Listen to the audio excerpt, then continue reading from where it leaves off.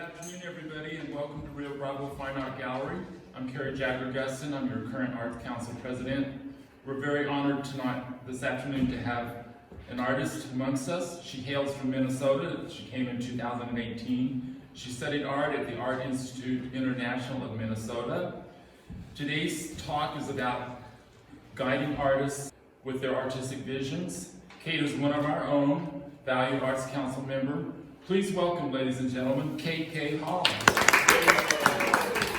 I realized that when I put the title of this together, of The Art of Fostering Artists, that I didn't want it to be an infomercial for my business. So I've included a lot of slides that have to do with my art background as well. So I included this. This is actually part of my bio, actually. This is something that I live by. A credo is art for the masses, that art should not be something that is reserved only for the rich. So, and this ties into me fostering other artists, because I've also done a lot of artist management for a lot of people and come to the realization that we as people, as artists, as beings on this planet are branded creatures, and that we have to always be portraying our art to the world. And we should not have that be an elitist society, so I love being able to spread art throughout the masses. Yeah. So, all right, Eduardo, I'm gonna have you hit the next button. So basically, I am a multimedia artist, I'm a photographer, mixed media of all kinds. I mean, down to the fact that my day one of wearing these pants, I ripped them and decided to make it annoyingly obnoxious, so that, because why not? Because it made me mad that I tore my brand new pants. I've done sales, administration, IT. I've worked on the business end of things a lot, and that really is what got me to this point in my life of fostering other artists, because I do both things. I do the business side of things, and I do the art side of things, and I see them from both of those perspectives. So we can, next. So yes, I have been an artist from childhood. I included a couple of pictures of me as a kid, just because the far left is going to tie into something in my present. I'm trying not to make art fall off the wall. This is a very hard photo to see, but it's my favorite one of my father and I, because it's taken into the baby moon of one of our old vans. And yes, believe it or not, one of the only professional photographs taken of my family is in clown costume. So sorry if anybody has a clown phobia, but we had a balloon business when I was a child, so, and my mother actually made all of those costumes. Wow, that's why we love you. I love it. And I meant to bring a few pieces, we can go next. I meant to bring a few pieces from, I still have, my father's a woodworker, so I grew up in a woodworking family, going to craft shows. And I used to glue and draw on everything in his wood shop. And believe it or not, I still have like a little cocktail glass made out of a 35mm film canister and a wedge of lemon cut out of wood that I drew on, and a lot of jazz. So, I'm originally from Minnesota. My saying is I'm a Midwestern girl with coastal sensibilities. Meaning, I have that Minnesota nice, but I actually love that in TRC we are kind, not nice. But I have the New York, which is don't mess with me, generally said a different way, and the West Coast chill. So I think that I have blended my travels together pretty well to like be a fairly well-rounded person. But yes, I do hail from originally from Minnesota. This is one of my photographs. Can't really see it here, but the online presentation you can. A self-portrait of myself that I do a lot of digital work as well. You can do next. Ooh. You can see that I do a lot of digital manipulation, and I have throughout the years. I've also been just lucky enough to catch obnoxious, wonderful images with my camera. I have been a true believer that photography does not have to be run through a big mega camera. This was taken on a disposable camera through my windshield. That's amazing. I included a couple of my paintings. We can hit next. A lot of these are just images, so you can kind of cycle through them pretty quickly, or as quick as our technology will allow us. Again, just more stencil work. Believe it or not, they're all self-portrait images. So photo, a stencil of another photo, and then this is a huge 4 foot by 4 foot piece that a friend of mine is holding for me in Minneapolis. So we can next. So I included this image just because this was my first ever painting sold.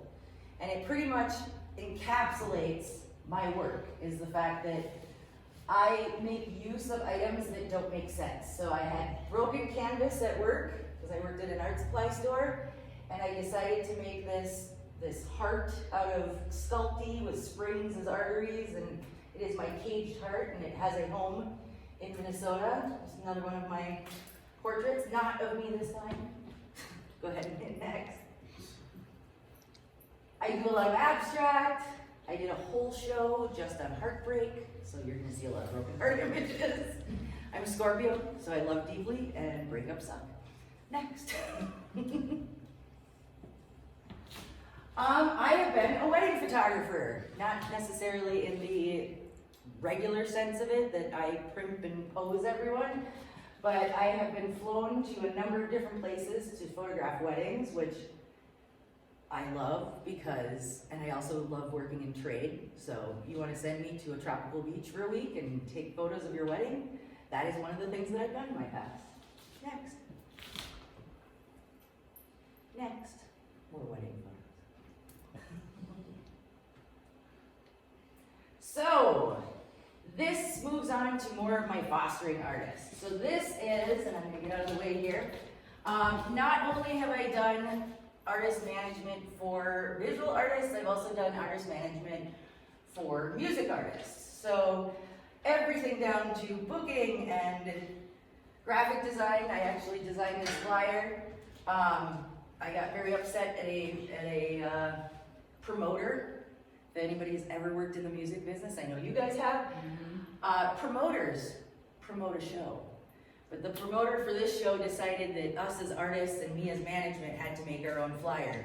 So instead of going the easy route and just whipping something through on Photoshop, I decided to hand cut stencils and do a stencil and make it look really old school and create 15 times more work for myself. But this, the woman up in the upper left-hand corner, and this is an artist out of Minneapolis, Alicia Leaf Green, who I did artist management for, and this is what started me into not only being an artist myself, but fostering other artists and getting them on the right track for their careers. What's done with the artist once I leave, unfortunately, I have no control over. But this is actually Humpty Hump, Shangji. We were in the studio together, and that was really fun. And so yeah, this is one big part of my life has been involved in the music industry as well. Next. I have no idea what order these slides are in, so that's why I'm like, hopefully. Anyway, so yeah, and one of the things is, oh yeah, I for a time was a DJ. That's another piece of art that I've done. These are my old tables. This is another DJ friend of mine. These are my photographs, and that's me thinking I'm living large in New York. I have been involved in the electronic music scene as well as the hip hop scene for a very long time, and just having the honor of doing this talk was really funny because it made me delve through my history, and I was like, all right, well that's artistic, I'm like, I really haven't done anything that isn't like super uber business or super uber artistic on one side or the other. So I had started booking for my DJ friends and getting them gigs all over the country, so that's why Robbie's included. We can hit next.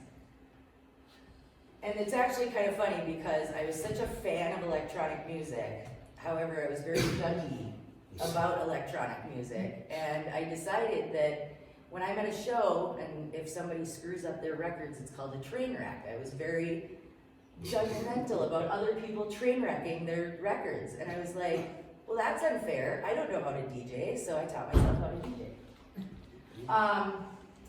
Event promotion in general and event photography is something. This is a flyer from a show, and I guess I laugh at myself for being a little bit extra because my 30th birthday, my friend's 40th birthday, we decided to throw a ticketed event. And it was called Self-Actualization, and it was, we had a jazz quartet that went into a jazz band, that went into a hip hop artist, that went into a DJ, that went into like a really wompin' DJ. And then we had a live painter there that was working on a 12-foot long canvas the whole time. That's awesome. So, Fun. it was fun. Yeah. And then these are just random photos of different shows that I've shot for. We've got local Minneapolis artist Dessa, whom I love. I do not remember their name, but this was a female DJ, you can't really see her, and her partner, they were both Native American, and they included a lot of very traditional things mixed in with electronic and hip hop, which I thought was really cool. We've got KRS-One and then Saul Williams, both really cool dudes. Go ahead and hit next. And the other thing that I did really realize is I'm like, as I'm putting photos of my life together, I'm like, wow, this is name droppy, so I'm sorry.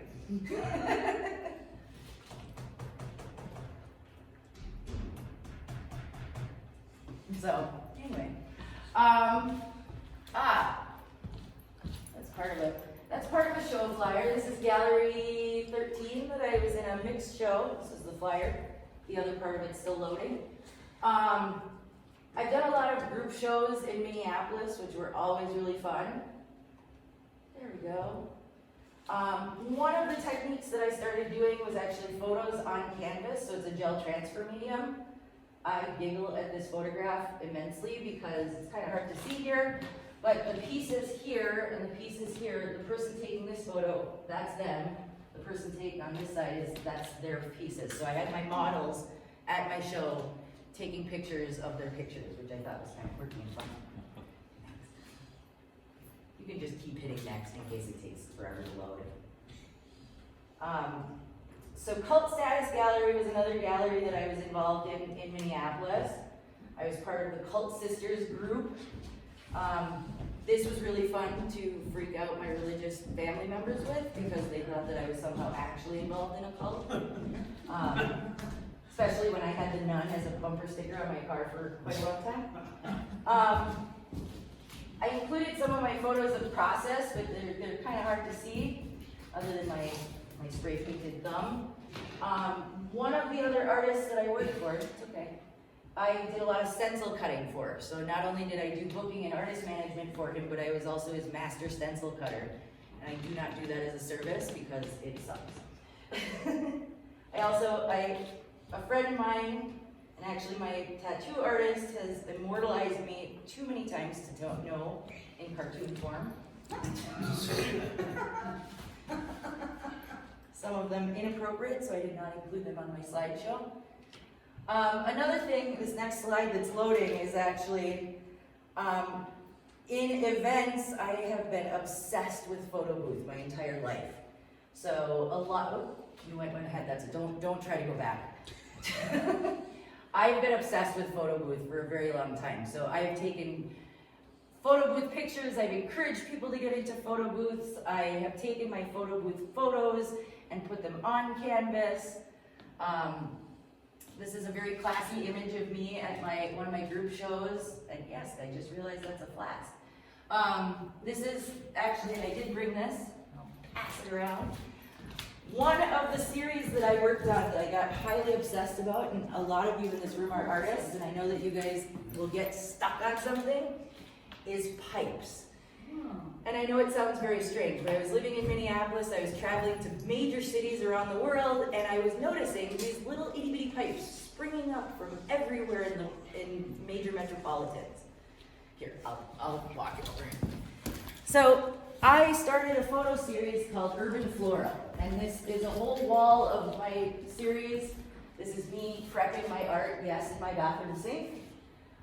It was actually in the shower with me, and I was throwing them out of the shower because they were getting too wet in the shower with me. Because everybody has their own weird, unique process, and sometimes I shower with my art. But the series of that was Urban Floral, is what I nicknamed it, because to me, as a city dweller, it just felt like little metal flowers springing up from the concrete. And what I think is really fun is the fact that these photographs and the shows that I did of them started getting people to notice minute details around where they were that they never even saw before, that they just walked by. And that was a blessing and a curse, because I had friends of mine all around the world shooting photos of pipes for me and just sending me the photo. And I'm like, that's really great. Kudos for noticing something you didn't before, but without a cross street and a town, it's useless to me. So we can hit next. So yes, Urban Floral, these are some actual pieces from that series. And to me, they just had so much personality. And I left most of these very untitled because a lot of different people would come up with different visceral responses to them. My solo pipes always felt like loners hanging out, just standing there. So they also had personalities beyond being flowers. This one just seemed like two clicks hanging, like those people were hanging out. These people were I love this. Same with this. Oh, This one, I'm going to leave it up to your interpretation. I have had so many people tell me so many different interpretations. The family friendly that we can post online is that it's a family, that it's two parents and a child. But there's a lot more interpretation of this, and I've had hilarious interactions with this piece. That is sold, it is in Minneapolis right now. Also, with some of them, this is actually on the Golden Gate Bridge looking down. So this is one of the pylons down there, and then this is just a spigot. So that's just a slight glimpse into my brain as to the fact of like, I'm walking around the Golden Gate Bridge, not looking at the city going, ooh, cool pipe, and having San Francisco police a little nervous that I was leaning over the edge. I've gotten in some precarious positions to get pipe photos too. So yeah, this was a huge, huge thing of my life, was my pipe photos. And then this was my stencil artist. These are actually my stencils. I realized that I don't have a whole lot of photographs of James working, but there are his feet, and he has One Love, it's kind of hard to read here, stenciled on the back of his jeans, and this is one of his pieces. So this is a friend of mine, my memorialized tattoo of One Love Army. It's kind of his credo of fighting the world with love, not hate, and obviously came from Marley before that. Right. But he would do live paintings, and these huge 4 foot by 8 foot. We had one that was 2 foot by 12 foot. He would do event paintings, so he would paint alongside a music artist up on stage. So in my life, I've ticked off, been 86'd, and thrown out of plenty of clubs because this artist that I managed made a stinking mess on their stage. You can see there's black plastic behind this one, but he did not manage his paints very well. And as you can see, there's a drop cloth down here and all kinds of supplies. And I figured after helping this artist progress in a different way, I could handle any artist. My friend James is one of my favorite humans alive. However, very difficult human being and very self-actualized to his own thing. And being very careful because this is going online. But I do love him greatly. So this was really my hardest artist that I've ever done management for. I can go next. And I figured if I could manage him, I could manage absolutely anybody, or I could help absolutely any artist. So in all of this time, I'm living in Minnesota. I love it, but it's Minnesota. And quite frankly, I've been cryogenically preserved, which I hand to Minnesota. But I decided that I didn't want to make Minnesota my home. So I decided to buy a big old van and take my art collection with me and start traveling the United States. And I took a whole year dedicated to be on the road. A whole bunch more photos I wanted to include in this slideshow, but I didn't. My final destination, I ended up living in LA for a year after that. So that was 2 flights of my 3 flights of stairs that I had to climb up to get to my place in LA. I wish I would have stayed there because I would look like a model. Eduardo, you can skip. All right. So I decided to go on a Wanderlust road trip. And my Wanderlust road trip turned into 3 things. It turned into a soaking coffee shop art tour.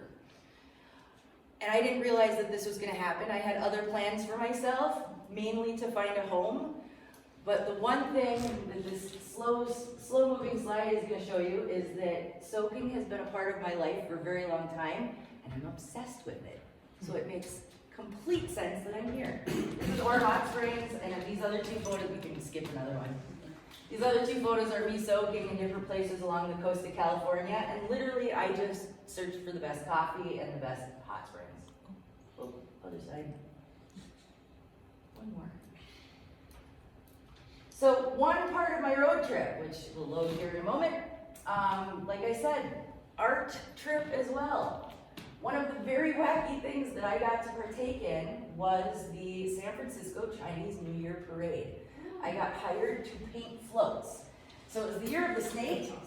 I had a big hand in this float, having a cobra and coming out of a coin the size of a sedan. That's awesome. That is a very interesting float. I also got to do money tree stuff.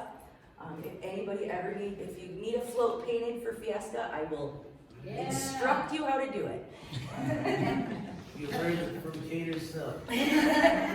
However, one of the things in order to get paid from said job is that we had to walk with the parade. So I got placed with the princess of the parade. And let me tell you, the San Francisco Chinese New Year Parade is bigger than the Chinese New Year Parade anywhere in China. And a night parade requires generators and plug-ins, and having the princess's float go dark around a corner, and that was the float that I was monitoring, in a skirt, mind you. I did have leggings underneath. But hearing that many people, I think there's somewhere around 100 to 300,000 people go, "Aww," is a horrible feeling. So as I'm walking with my big, huge camera and I'm trying to take pictures of everything, and all of a sudden that happened. So my camera got shoved in my bag got shoved in, and yes, I'm Midwestern, you can tell by the way I say bag. Got shoved in the back of the truck, and I legit dove underneath a truck and trailer to plug it back in. The only thing that makes up for 100 to 300,000 people going, "Aww," is 100 to 300,000 people cheering when it gets turned back on. It's true. It is true. So in my ventures around the country, after almost a year in LA, which it chewed me up and spit me out. Don't suggest anybody moves there unless you got a spine of steel. I ended up in New Mexico for the first time. So these are all from Galisteo, New Mexico. And I decided to include this because I attended and helped organize the very first kite festival of Galisteo, New Mexico. This is a very, very dear friend of mine, Phil Pfeiffer, who unfortunately has passed this last year at the ripe old age of like 98 or something. So he had a great year, and he was flying the heck out of my Zia kite that I had made. And these were tie-back kites that my friends Eric and David that made this festival happen. It was done for the kids, and the kids got to come and do artwork on the kites, and they decided just in case nobody wanted to sit and do artwork that we were going to pre-make a bunch. So these were my kites that got sold those 3 got sold. This one I still have here, in fact, during the festival. So kites in New Mexico. I would love to reboot this here. Yeah. Fiesta. Kite Fest. Yeah, well, and my friend David up in Galisteo he wants to do it by the border, which I think is very interesting. I love it. So these are just some photographs and images of Galisteo and the reason that I fell in love with New Mexico. So we have cherry blossoms, we have not something that I love and the reason that I live here, not Galisteo, ice, frozen ice, and a century plant ready to bloom. We can go next. So, the transition, that was my first time in New Mexico.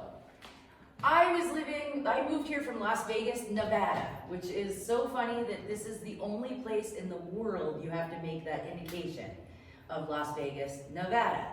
Because whenever I say that I moved here from Las Vegas, anybody local to TRC that hasn't met me before goes, oh, Nevada. And they're like, oh, okay. I was living in Nevada. I had moved there. After Galisteo, I went back to Minnesota, and then I was in Vegas. And I survived there for 5 years. And Vegas is a very small, giant town. It's also very transient. It's very hard to have an art career there, to make friends there, because people were just in and out. People came in to be a showgirl or be a world-class poker player, and they failed and then would leave. It was a weird time in my life. I was working corporate. I decided, why am I renting? And so I started looking at real estate online. And then they announced the Raiders Stadium. And within 2 weeks, I got priced so far out of the Vegas market that I was like, well, that's not gonna happen anymore. So I went, where in the world would I wanna live? And I came through TRC once. I stayed one night at the Pelican Spa, and I'm hoping that slide is in here. We can skip this. This is what I posted on my Facebook page when I came here to look at my current property. And nope, now we're back to Starry Night. So I'm hoping that slide is in there somewhere. So I started looking at real estate here in New Mexico, and I found a place called Starry Night Retreat that I just thought was the bee's knees. And I came here and looked at it once. I stayed overnight in Starry Night and decided that come hell or high water, that it was gonna be mine. And we've definitely gone through both. But this was the start. This was legit the start. Well, my mom came to visit later. If you've been to my patio recently, it looks very, very different. My dog portal is still there. They get to see it every day. Yeah, we can skip on to the next one. And part of the reason when I'm sitting in Vegas and looking for property and deciding that I wanted to take a next step in things, I found this artist retreat.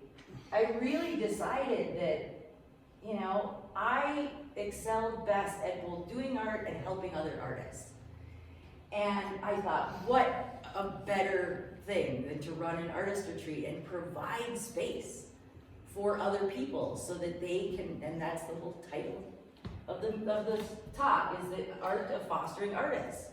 And I really decided that it was a change that I needed to make and to slow down my life. And I'm glad that I realized that so young, because I look at my parents' generation just starting to retire, and they worked and they worked and they worked, and they're now retired, but it's like, well, now what? And I'm like, I embraced the New Mexican, mañana does not mean tomorrow, it just doesn't mean today. And I really decided that life could be slower and still functional, that I didn't need to be a millionaire, that I didn't need to, do a rat race, that the only thing that I had decided probably when I was 30, the only thing I could decide that I wanted to do when I grew up was somehow add joy to the world. That was all I could figure out. Still all I figured out. But that was my big thing. I'm a former bartender. I'm a former, music promoter and artist promotion. But I was involved in bars and clubs and drinking and nightlife. And I was like, as fun as this is, there's no sustaining it. So I was like, I just wanted to make sure that I brought joy to the world. So I figured that this was marrying my 3 biggest principles in life: bringing joy to the world, helping other artists in their journey of becoming artists, and then hopefully, we're 3.5 years in, I might be able to work on my own stuff at some point in time. So we can go next. So I just included some different photos. Really weird, when I had made the decision to buy Starry Night, I found lounge pants at Walmart that said Starry Night, and I bought them out because I was so excited. And I went just deep into this. I created stars for my doors. I created all kinds of stuff for inside. Started doing the patio. This is my color palette. So I'm very subdued. And next.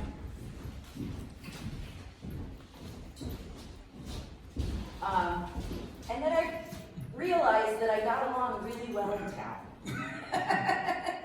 I can say, if nothing else, for TRC, that we are not normal, we are not usual, we are not mundane, we are not run-of-the-mill.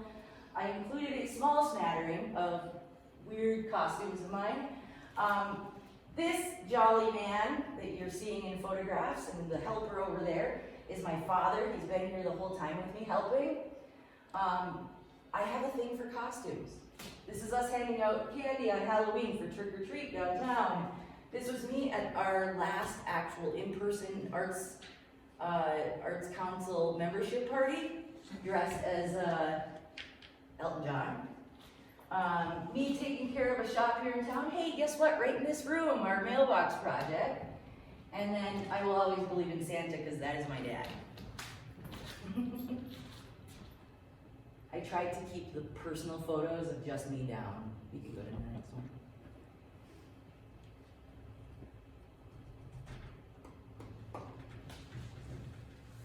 So I included some images just of TRC around the area. We've got our beautiful Fair City, get out of the way.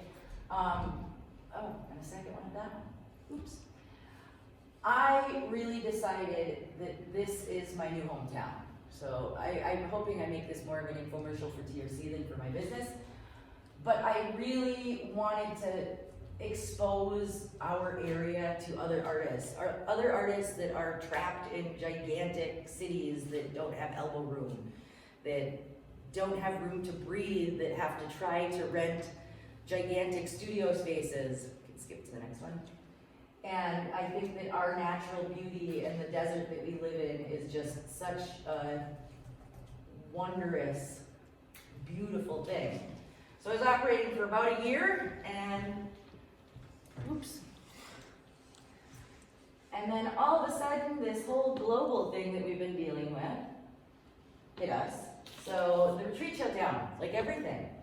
I had my quarantine pod, and this is a photograph from Monica Frizzell, because when we were in quarantine, we did silly things like put on dress clothes and makeup and had photo shoots. Instantly, I started pulling out sewing machines and started making masks and showing solidarity, and I'm sorry if anybody got this sign in the backyard because it blew away. Also being from Minnesota and living in Minneapolis for 15 years of my life, one of the biggest things that, on top of my business and the flux that it was in, both with the former owner and with the pandemic, and then we have the pandemic, and then all of a sudden my city that I love erupts in protest and flames. And for the first time in 2 years, I actually did a piece of work. So that is a piece that I did in regards to the Minneapolis George Floyd protests. So, and there's somebody in this room that actually owns it now. And thank you for that. So yeah, you have the piece that first piece I created in like 2 years. Thank you. So in moving to TRC, I made friends with a wonderful human being named Amy Rosenberg, and I'm hoping this will come up. Now that photo from the beginning is coming back because this is little Kate being a traveler and sitting in one of my old suitcases, and it has bled into my adult life. I have a love of vintage suitcases. So Amy and I are both, she doesn't consider herself an artist. She considers herself a crafter, which I think is still art. Handicraft is still art, in my opinion. And so both of us make all sorts of wares, and we started out at the farmer's market, and we've done a lot of art festivals around as the Suitcase Sisters. So everything that we do is displayed in vintage suitcases. All right, can we hit next? So this is another thing that was bred. Oh, apparently I have a second one. Next again. So yeah, that was another thing born out of me being in TRC and being an artist in TRC. So I may not have been doing my fine art, but I've definitely been doing my handicraft, mask making, sewing out of necessity. And I was really excited to do anything at that point in time. This is a picture of the retreat, which is now just so everybody knows, it's being called Retreat Under the Stars. And I promise if I ever bring the drone back, I won't fly over anybody's house without prior knowledge. We can hit next.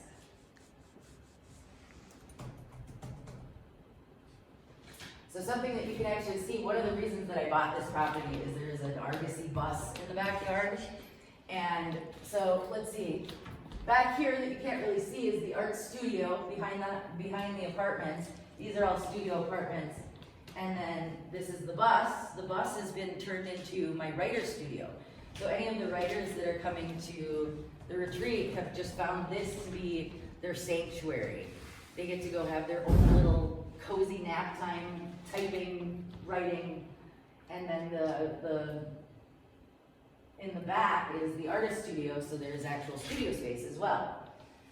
So yes, I am rebranding and re-coming out as Retreat Under the Stars, hopefully to open up soon, thank goodness, because now we're getting a little bit safer with the whole pandemic jazz. And my biggest thing is getting back on track with fostering artists, with bringing artists here, with forming relationships and partnerships with every artist in this community so that I can bring artists from all around the world to come here to see the artists that live here that has decided to make TRC their home, and to form relationships and collaborations between the artists that I'm bringing in from all over the world, and having open studio tours. I've already talked to some people locally about this, doing individual just for my retreat guests, as well as having roundtables and artist salons right in my courtyard and things of that nature, because I think that the biggest way that we grow as artists is by collaborating, by talking, by having exchanges. And I think that all of the wonderful community members, the art people that call TRC home, getting them involved in developing artists that are coming in from around the world is my biggest thing at this point in time, and doing that fostering of artists. And one thing I want to mention is that I am starting up a scholarship, a legitimate scholarship program. So I will be calling on artists around this community to help me with selection process, because I don't want it just to be up to me. But I'm going to be providing, hopefully year-round, one of my rooms, 1 month at a time, to a visiting artist so they don't even have to pay me. Which, that's a whole giving campaign that I'm not going to go on a rant about, but that's my goal. And also in selling merchandise, anything that goes through Retreat Under the Stars is going to go into the scholarship program. Yeah. I was just wondering if you experienced what I experienced when I did a little bit of rapping for artists, that their personality or their fears or whatever, it bleeds through into what you project or promote about that person. Oh, definitely. And one of my, it's interesting because working, we all have our own personalities, and yes, all of our own fears and concerns and everything comes out in our work, comes out in how we promote ourselves, it comes out into how we present ourselves and what shows we do.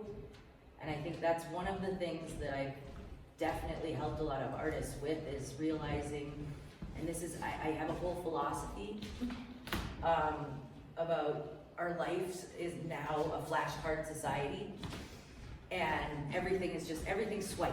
Everything's digital and everything's swipe, swipe. I don't have more than 2 seconds to take a look at that. And realizing that branding, and it's such a hard sell to any artist to realize that you have to brand yourself in order to be recognizable in the context of our swiping flashcard society. Because if your flashcard doesn't come up and recognizable, it's just gonna, you might get a share off of it once in a while, you might get somebody that digs it, but like really getting that digital sense married to their real world work is really important. And there's easy ways to go about it where you're not like having to sit at a computer for hours on end. Because that's the other thing, everybody's like, I'm not gonna sit here and like, I'm never gonna get work done if all I'm doing is pumping myself on social media. And it's like, there are ways to schedule it out, to do it so that you can literally take 20 minutes and just do it, and it'll be done for the next month. So, but yeah, one of the things for personalities and the clash of personalities is I'm always like, brand yourself, you are a brand, you as an artist, you as whatever you do. I think people that, you know, work as an accountant have their own brand. I'm just picking something that's much more linear than artistic. And I think that realizing, and I think that if there's any town in all of our country that embraces that, it is here. I think every time we walk out the door, we are our own brand. We are our own artistic vision of who we are. And realizing that that can be done in a marketing way, it's a disconnect for artists to think about it that way. And so I've actually had many a trial and tribulation as I'm helping different artists, because, you know, we all want to create art because it's our art, it's our passion, it's our way of screaming into the abyss, it's the way of celebrating life, it's that we want to do it for the reasons we want to do it for. But to be a marketable artist, the business and the art has to be married somehow, so. When you had the retreat active, pre-pandemic, when artists came, did you just provide a space for them to work and they were on their own? Or did you have any kind of lessons or plan or instruction? So it was self-directed. And we're at a very interesting divide, because I ran it as the former ran it, which it was very self-directed, just providing a space. You come in, here's an art studio, here's where you're sleeping, here's the grounds, have at it. Moving forward, however, my insurance doesn't cover having classes on property, but one of the things that I want to start doing is, you know, I'm gonna pick on you, Priscilla. If I have paper artists, book artists, anything that's even if they're not book artists, I want once a week to schedule with a local artist, whether they come to the retreat or we go to somebody's studio. And it can be, you know, 2 of the artists, 3 artists, 1 of the artists, what have you, because I really want to start having that marriage of, here's a local artist doing this, you're doing that, and it's fringing that. Go check out this person that's doing something similar but a little different. You know, I have a good example is I had a painter, wonderful gouache painter, that literally would just take a bunch of fabric and throw it on the table and then paint it. And it was like painted on paper, and the reproduction of what she was looking at was dead on.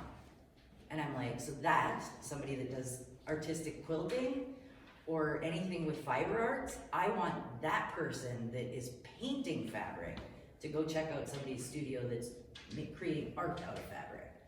So that's something that in the future I definitely want to have more of, whether it's like a studio tour, whether it's an artist salon where I have a couple of artists come in and talk about their work or do some sort of a presentation demo of their technique. So before it wasn't, and moving forward it will definitely be. Because I can imagine one of the hardest things I've ever had when I'm teaching book arts, book binding, is content. I mean, I can teach structure up and down, but to offer them a blank sheet of paper and say, okay, you create something, that's one of the hardest things to do. Definitely. And I'm wondering if some of your guests have been stuck. They come to the place and they're given the space, but have you experienced them being stuck? Where do I go from? Yes, the application process for the retreat, it has a statement of intent, it has a mission statement for what you plan on doing while you're here. But like I tell every one of my guests that lands on day 1, they get the tour. I do have a book of local businesses and like where you can go wash clothes if you want a washer and dryer, where to go get food, you know, things of that nature. But one of the things that I always tell people, and one of the reasons I'm moving formats, because the old format was weekly and now I'm moving to a monthly format.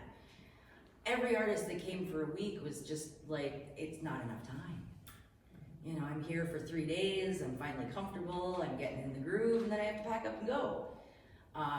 So I've definitely adjusted pricing, dropped it way down. One of the things that I feel is that the pandemic really hit the creative arts the hardest. Any of us that do art for a living, it's just, you know, people that could work remotely on a computer from home could keep afloat, but artists definitely have been hit hard on the financials. So drop the pricing, extend it out to a month. They don't have to come for a month, they can come for 3 days if they want. But giving somebody that space of like, you have a whole month. But I also tell people when they come, you know, whatever their genre is, if they're a painter, they just finished a huge show, and they're coming to retreat just to enjoy the Southwest, just to be surrounded by other artists, to maybe spark some creativity. Other artists have hit a mental block. They came here with a purpose, they were gonna do X, Y, and Z, and then they got here, and for whatever reason, they saw the landscape, they went to the SCAC, and all of a sudden, every plan that they came here with just gets shoved out the window, and all of a sudden they're on to a new technique, they're on to a completely, you know, I've had painters that are abstract painters that all of a sudden are doing landscapes because they're like, I just can't not do landscapes right now. Look at outside, it's absolutely stunning. You know, I've had photographers that they intended on shooting landscapes, and they come back with all this micro photography of like cactus paddles and little tiny plants and like bugs crawling on the ground, and they're landscape they're landscape photographers. So I've had a lot of people just kind of with all the great intentions, just throw them all out the window. Luckily, nobody's been like stuck. I've had people stuck for a few days that they're just like, they get here and they're just like, and you know, the few people that have had that happen, usually they come right around Art Hop. So I drag them out to Art Hop and I be me and I introduce them to everyone, and we look at all of the art, and they get back to the studio and they're like, oh my God, I'm super overwhelmed. And then the next morning they wake up and they just hit the ground running because they're like so motivated. And even if they're not coming during an art hop, or if, you know, if they're here and they're here 3 days and they're just like, I will bring them out to galleries. I will bring them out anywhere. I mean, the nice thing is you just have to like walk out your door in TRC and trip over a stone and you're looking at a piece of public art. So, which I love. So our town has definitely motivated people in both directions they were expecting to go, and then completely unknown directions, which I love. Anybody else? I can talk forever, so. Thank you. Thank you.